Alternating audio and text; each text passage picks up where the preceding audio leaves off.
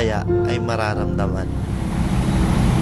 Pagkatapos natin masilip ang San Bartolome Church o ang simbahan ng Nagcarlan, tutungo naman tayo sa pangpublikong pamilihan. Palengke ng Nagcarlan ang sinasabing gaya ng pamilihan sa Baguio dahil sa buong Laguna, ito ang isa sa mga bayan na may malaking kontribusyon sa mga gulay. Dahil dito, inaangkat ng mga karatig bayan at ng ilang lugar ang mga gulay. Pero, saan nga ba nanggagaling ang mga gulay na ibinebenta dito? Ito ang abo. Dito matatagpuan ang taniman ng iba't ibang klaseng gulay na dinadala sa palengke ng Nagcarlan, mga prutas at kung ano-ano mang bunga kahoy.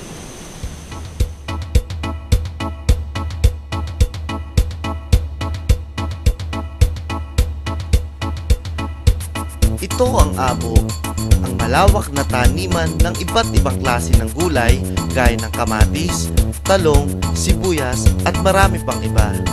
Dito nagmumula ang mga gulay na ibinabagsak sa pamilihan sa bayan ng Nagcarlan. Maging ilang klase ng bunga kahoy gaya ng lansones, mangga at iba pa. At mga root crops, syempre, nandyan ang kamoting kahoy, kamoting bagen at ang ube. Dahil nga sa magandang tamnan ang lupa dito, masagana rin ang ani dito.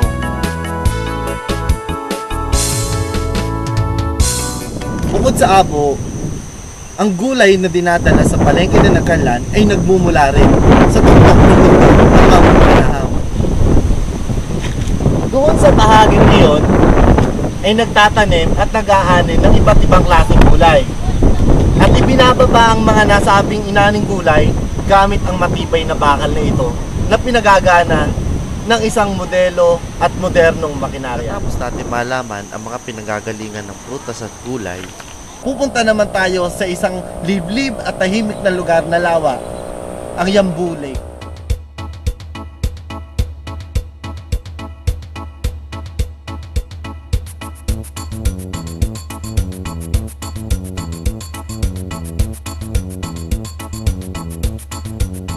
Ang Yambu Lake, isang maliit na lawa na nasasakop ng 4 na bayan, ang Rizal, San Pablo, Calauan at Nagcarlan.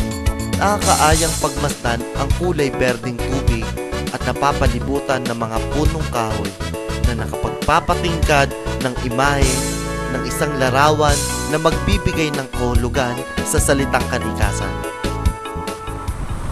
Matapos natin masilayan ang magandang tanawin ng Yambu Lake, ay bibisitahin naman natin ang mga nagagandahang resort dito pa rin sa Nagcarlan. Dito sa Nagcarlan, matatagpuan nyo. Halina, samahan nyo ako. Silipin natin kung anong meron sa Nagcarlan.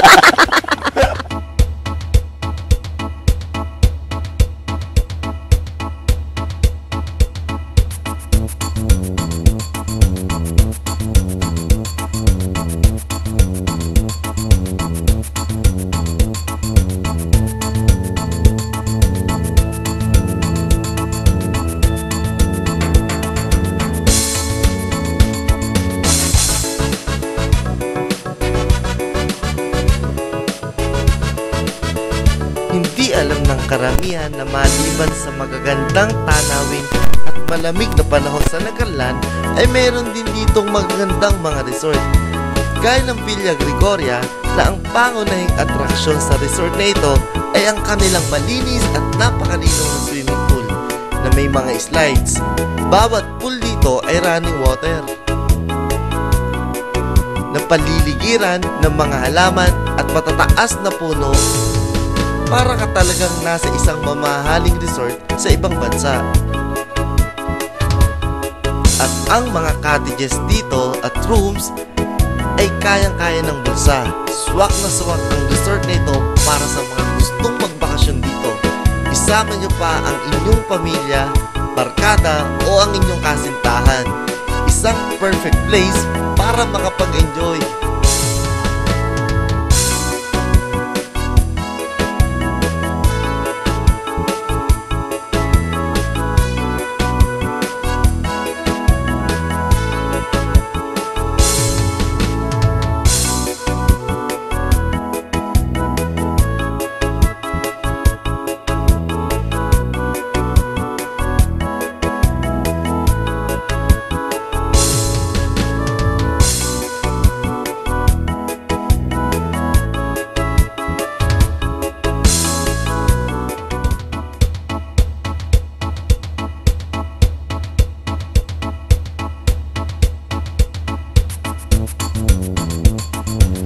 naman ang Villa Silvia.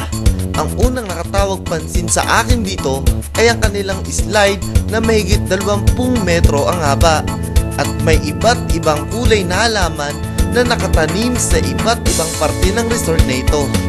Kasama pa ang napakalinaw na batis sa likod ng resort at katulad ng Villa Gregoria, meron ding malinis at malakristal na tubig.